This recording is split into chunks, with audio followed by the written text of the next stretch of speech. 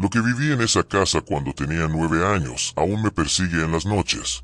A veces, cuando cierro los ojos, todavía puedo escuchar esos susurros. Esa casa me cambió para siempre. Mi nombre es Daniela, y hoy voy a contarte lo que pasó en un pueblo pequeño, muy alejado de la ciudad, en el corazón de México.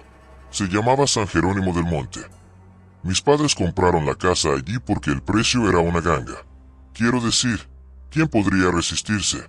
Una propiedad enorme, rodeada de campos, a un precio tan bajo que nadie creía lo que estábamos escuchando.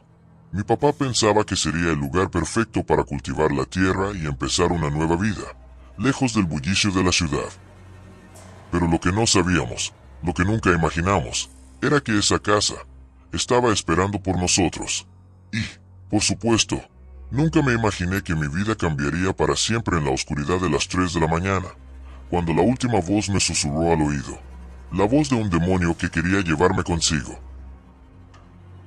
La primera noche ocurrió algo extraño. Me desperté de repente. Eran exactamente las 3 de la madrugada. Lo recuerdo porque el viejo reloj de madera que estaba en el pasillo sonó 3 veces. Me senté en la cama, desorientada, y al mirar hacia abajo, noté que mi manta ya no estaba cubriéndome. Pensé que me la había quitado dormida, pero cuando estiré la mano para buscarla, sentí como si alguien la estuviera jalando desde el borde de la cama. Fue tan claro, como si unas manos invisibles quisieran quitármela por completo. La noche siguiente fue peor. Desperté de nuevo a la misma hora. Esta vez sentí algo aún más perturbador. Unas manos frías y ásperas me sujetaron los pies. Me quedé paralizada. No podía gritar, no podía moverme.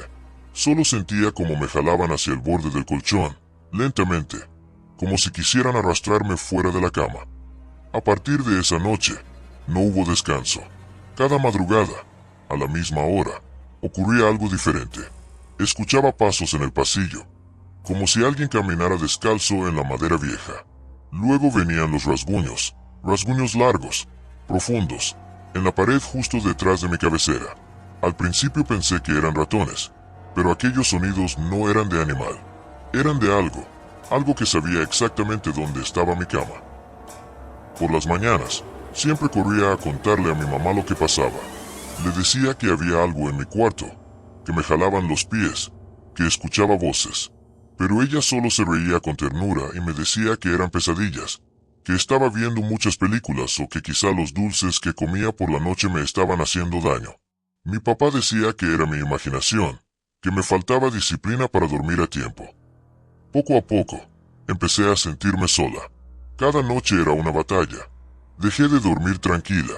Comencé a dormir con una linterna bajo la almohada, y antes de cerrar los ojos, recitaba una oración que mi abuela me había enseñado. Pero nada funcionaba. En las esquinas del cuarto veía sombras que no estaban ahí antes. Una muñeca que siempre tenía en el estante apareció una noche en el suelo, con la cabeza girada hacia la pared. Sentía frío, un frío que no venía del clima, sino de algo que me observaba. Yo sabía que algo no estaba bien, que algo me estaba esperando cada madrugada, y lo peor es que nadie me creía. Estaba sola.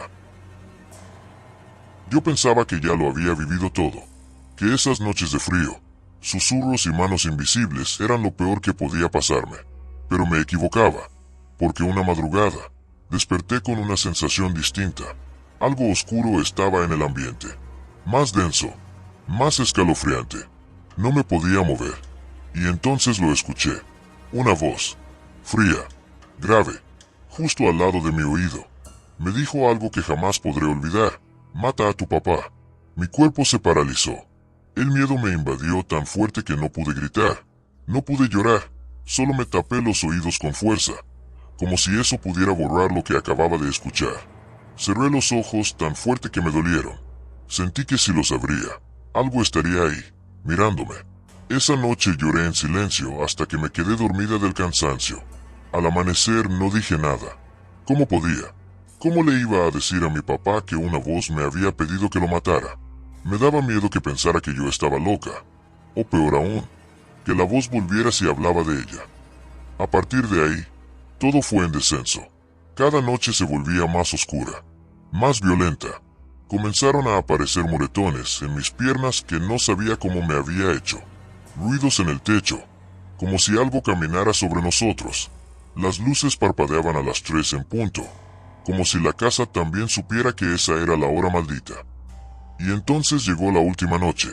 No sé cómo explicarlo, pero lo supe. Supe que algo iba a pasar. Me dormí con el estómago revuelto, abrazando mi almohada como si pudiera protegerme. Y como si fuera una rutina infernal, desperté. 3 de la mañana. Otra vez. Pero esta vez, no fue un tirón en la manta ni una voz lejana. Esta vez, la voz estaba clara, fuerte, firme.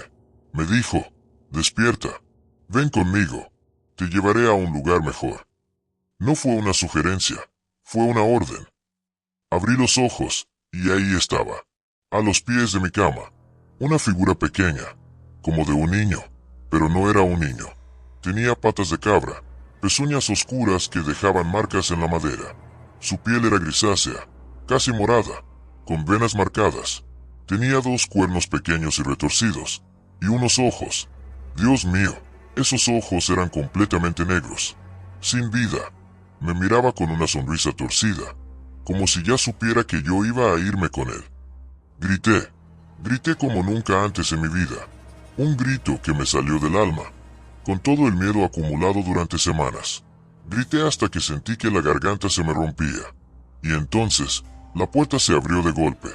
Era mi papá. Lo vi quedarse quieto, como si se le hubiese ido el alma del cuerpo. Miró al demonio, lo vio de frente, lo vio claramente. Se quedó en shock por unos segundos eternos, y luego, sin pensarlo más, corrió hacia mí.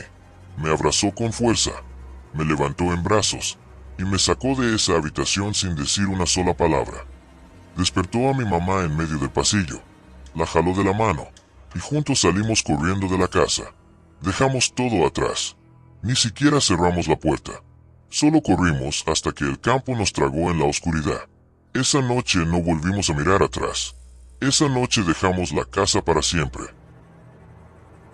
A la mañana siguiente, mis padres no lo dudaron ni un segundo. Empacamos lo poco que teníamos en el carro. Ropa, documentos, lo esencial. Dejamos muebles, recuerdos, todo. Esa casa ya no era un hogar. Era una trampa, un lugar que nos había elegido y que no quería soltarnos. Nunca más volvimos. Nadie más ha vivido allí desde entonces. Pasé años preguntándome si todo eso fue real, pero mi padre nunca lo negó. Jamás habló del demonio, pero cada vez que alguien mencionaba esa casa, él simplemente bajaba la mirada. Con el tiempo, la gente del pueblo empezó a llamarla la casa maldita. Decían que por las noches aún se escuchaban gritos, que la tierra nunca dio fruto, y que, si te asomabas por la ventana, podías ver a una figura pequeña caminando de un lado a otro, esperando a otra niña. Yo nunca volví a vivir algo parecido. No he vuelto a ver cosas que no deberían existir, pero a veces, cuando estoy sola, cuando todo está en silencio, me pregunto, ¿qué habría pasado si esa noche le hubiera dicho que sí? ¿Dónde estaría ahora? Desde entonces, cada vez que escucho un ruido a las 3 de la madrugada, me cubro hasta la cabeza y espero que no me vuelva a llamar.